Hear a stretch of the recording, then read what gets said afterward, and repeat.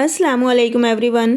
आज मैं लेकर आई हूँ गोला कबाब की ऐसी रेसिपी जिसमें हम ना तो किसी फूड कलर का इस्तेमाल करेंगे, ना ही हमें तंदूर की ज़रूरत होगी और ना ही हम सीख का इस्तेमाल करेंगे। फिर भी मुकम्मल बारबेक्यू जायका आपको घर बैठे मिलेगा। तो नेचुरल फ्लेवर, नेचुरल लुक और बहुत ज़्यादा डिलीशियस होने के साथ साथ ये इंशाल्लाह कम वक्त में बनकर तैयार होंगे। तो फिर बगैर किसी झंझट के ये बनाने के लिए मेरे साथ रहिए और वीडियो को स्किप किए बगैर फुल वॉच कीजिए ताकि तमाम टिप्स आप तक पहुंच सकें और आप भी परफेक्ट गोला कबाब बना सकें। तो चलें फिर बिना टाइम वेस्ट किए हम रेसिपी की तरफ बढ़ते हैं और देखते हैं कि ये मज़ेदार से गोला कबाब किस तरह हम बनाकर तैयार करेंगे। बिस्मिल्लाहिर्रहमानिर्रहीम। तो सबसे पहले मैंने यहाँ पर 2 बड़े साइज़ के प्याज लिए हैं। इन्हें रफली चॉप करने के बाद मैं इनको फ्राई कर लूँगी। तो चलें अब नेक्स्ट स्टेप की तरफ बढ़ते हैं। तो यहाँ मेरे पास हाफ़ kg कीमा है और कीमा आपके पास बीफ हो या मटन बहुत ज़्यादा बारीक होना चाहिए। 2 से 3 बार आप इसे मशीन में से निकलवा लें क्योंकि कीमा जितना बारीक होगा कबाब उतने मज़ेदार और जूसी बनकर तैयार होंगे। बिल्कुल ड्राई और रूखे कबाब नहीं बनेंगे।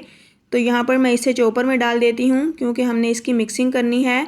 तो इसके साथ मैं इसमें हरा धनिया चंद पत्ते डाल दूँगी और 4 से 5 अदद मेरे पास हरी मिर्चें हैं, डंडियाँ उतार कर मैं ये डाल दूँगी। आप चाहें तो इसमें खुशबू के लिए पुदीना भी ऐड कर सकते हैं, लेकिन मैं यहाँ पर हरी मिर्च और हरा धनिया ही डालूँगी।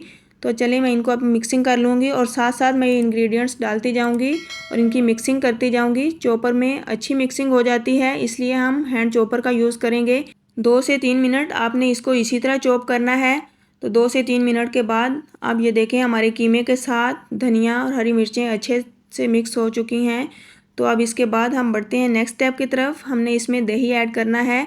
तो दही आपके पास बिल्कुल ड्राई होना चाहिए, यानी कि इसमें पानी बिल्कुल भी नहीं होना चाहिए। यहाँ हाफ़ kg कीमे के हिसाब से मैं इसमें 3 टेबलस्पून दही ऐड कर दूँगी। दही डालने से आपको बहुत ज़्यादा शानदार फ्लेवर मिलेगा। तो यहाँ पर मेरे पास तली हुई प्याज है जिसे मैंने खुद घर पे फ्राई किया है।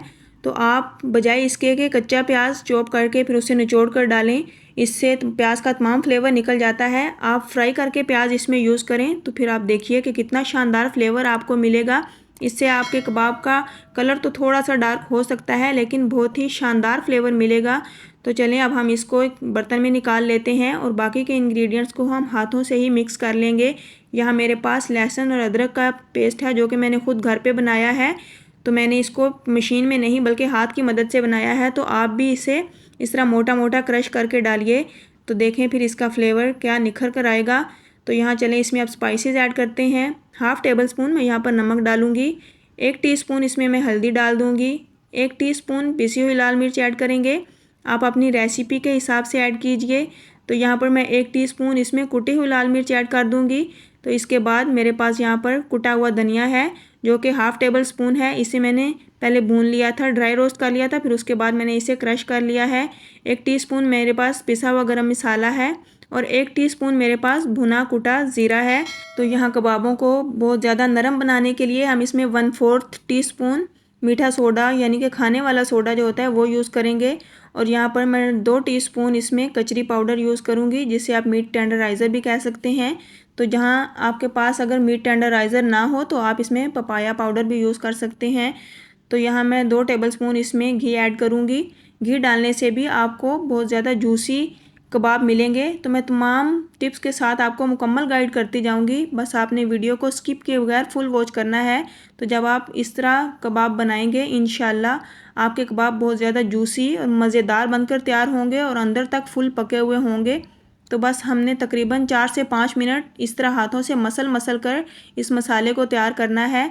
ये स्टेप आपने बिल्कुल भी मिस नहीं करना। तो यहाँ पर मिक्सचर हमारा रेडी हो चुका है। तो चलें अब इसको स्मोकी फ्लेवर देने के लिए जिससे हमारे कबाबों में बारबेक्यू टेस्ट आएगा, तो हम यहाँ पर कोयला रखते हैं। कोयले को मैंने पहले ही गर्म कर लिया है। तो यहाँ पर मैं 2 ड्रॉप इसके ऊपर ऑयल या फिर घी के टिपकाऊंगी और ऊपर से इसको हम कवर कर देंगे। तो इस तरह हम इसको रखेंगे तकरीबन 4 से 5 मिनट तक ताकि तमाम इसका फ्लेवर अंदर हमारे मसाले के रच बस जाए। तो यहाँ पर मैं इसको 4 से 5 मिनट इस तरह छोड़ दूँगी। तो चलें अब 4 से 5 मिनट हो चुके हैं। तो अब ये इसको खोल देते हैं। तो यहाँ पर कोयला भी ठंडा हो चुका है, इसे हम रिमूव कर देंगे। अब हम इस कबाबों के मिक्सचर को तकरीबन 10 मिनट का रेस्ट देंगे। जब ये अच्छी तरह सेट हो जाएगा तो फिर हम इससे कबाब बनाना स्टार्ट करते हैं। तो चलें अब 10 मिनट के बाद इसकी कंडीशन हम चेक करते हैं। تو یہ دیکھیں بہت اچھے طریقے سے سیٹ ہو چکا ہے۔ تو سب سے پہلے اب بنانے کے لیے ہم ہاتھوں کو آئل یا گھی سے گریس کر لیں گے تاکہ کباب ایزیلی ہم بنا سکیں۔ تو یہاں پر جتنا پورشن آپ کو چاہیے ہو اتنا مکسچر لیں۔ اگر آپ اس کا سائز چھوٹا کرنا چاہتے ہیں تو آپ یہ مکسچر کم کر دیں۔ یہاں ہم ہاتھوں میں گھما کر اس کو ایک پیڑے کی شیپ دے لیں گے۔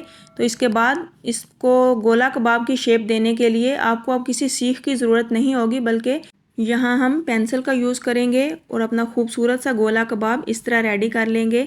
تو یہاں میں آپ کو ایک اور کباب ریڈی کر کے دکھاتی ہوں۔ یہاں میں چھوٹے سائز کا کباب بناؤں گی اور اس طرح پیڑا بنانے کے بعد اس کے اندر سے میں پینسل گزاروں گی۔ تو یہ دیکھیں ہاتھوں کی مدد سے اس کو ہم سیٹ کرتے ہوئے خوبصورت سا کباب تیار کر لیں گے۔ تو بس یہ ریڈی ہو چکا ہے، اسے ہم نکال لیں گے۔ تو اس طرح یہ دیکھیں کتنا خوبصورت سا کباب ہمارا بن کر تیار ہوا ہے۔ تو یہ میں نے تمام کباب ریڈی کر لیے ہیں۔ چلیں اب ہم اس کو فرائی کرتے ہیں۔ تو یہاں پر میں انہیں شیلو فرائی کروں گی، بہت زیادہ آئل میں ان کو ہم نے ڈیپ فرائی نہیں کرنا۔ تو یہاں آئل ہمارا 4 سے 5 minute medium to love flame پر گرم ہونا چاہیے، بہت زیادہ گرم نہیں کرنا۔ تو یہاں اب باری باری ہم اس میں تمام گولا کباب ایڈ کر دیں گے جتنے اس میں اسپیس ہوگی۔ تو یہاں پر کبابوں کو ایڈ کرنے کے بعد ہم تقریباً 2 منٹ کے بعد ان کی سائڈ چینج کریں گے۔ فلیم کا آپ نے خاص خیال رکھنا ہے، ہائی فلیم بالکل بھی نہیں ہمیں چاہیے۔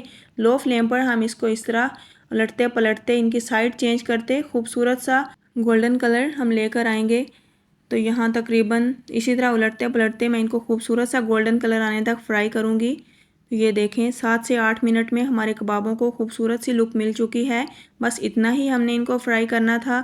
تو اگر اس کو ہم اوور کوک کر لیں گے تو پھر یہ ہارڈ ہو جاتے ہیں، جوسی جوسی کباب بالکل بھی نہیں بنتے۔ تو اس لیے آپ نے اس بات کا خاص خیال رکھنا ہے کہ ان کو آپ نے اوور کوک نہیں کرنا، بلکہ آپ نے 7 سے 8 منٹ میں ہی ان کو ریڈی کر لینا ہے، بالکل لو فلیم رکھتے ہوئے۔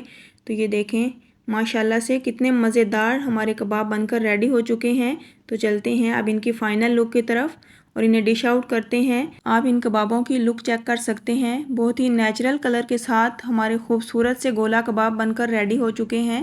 تو یہ دیکھیں میں آپ کو چیک کر کے بھی دکھاتی ہوں، یہ دیکھیں کتنے جوسی جوسی اور بہت ہی نرم، بہت ہی زیادہ سافٹ بن کر ریڈی ہوئے ہیں۔ تو آپ بھی اسی طرح ان ٹپس کو فالو کرتے ہوئے بہت زیادہ ڈیلیشیس، بہت زیادہ سافٹ اور اندر تک پکے ہوئے یہ مزیدار سے گولا کباب ریڈی کر سکتے ہیں۔ تو بس پھر دیر کیسی، فٹافٹ سے یہ مزیدار سے نرم نرم جوسی جوسی گولا کباب بنا کر ریڈی کریں، خود بھی انجوائے کریں اور اپنی فیملی کو بھی انجوائے کروائیں۔ اور ہاں، اپنا فیڈ بیک دینا مت بھولیے۔ تو اگر آپ کو میری ویڈیو اچھی لگے اسے لائک اور شیئر ضرور کیجیے۔ چینل پر نیو ہے تو چینل کو سبسکرائب کیجیے۔ ملتی ہوں نیکسٹ ایک مزیدار ریسیپی کے ساتھ۔ مجھے اپنی دعاؤں میں یاد رکھیے، اپنا ڈھیروں خیال رکھیے۔ اللہ حافظ۔